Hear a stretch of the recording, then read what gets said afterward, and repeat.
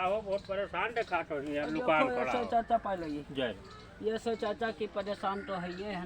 कौन परेशानी तो है देखो ऐसे कि यह गाँव में आपने सोचा है सौ दो से ठू लैटरिंग बनवाई दी।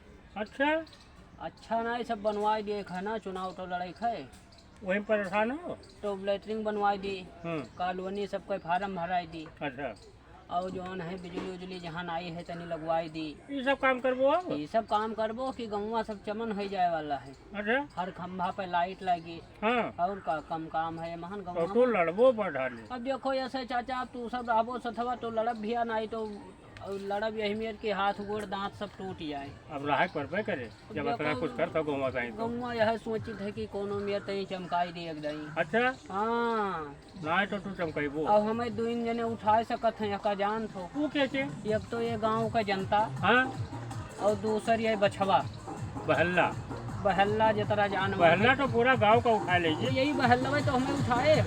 हाँ हाँ वही हाईलाइट करिए तो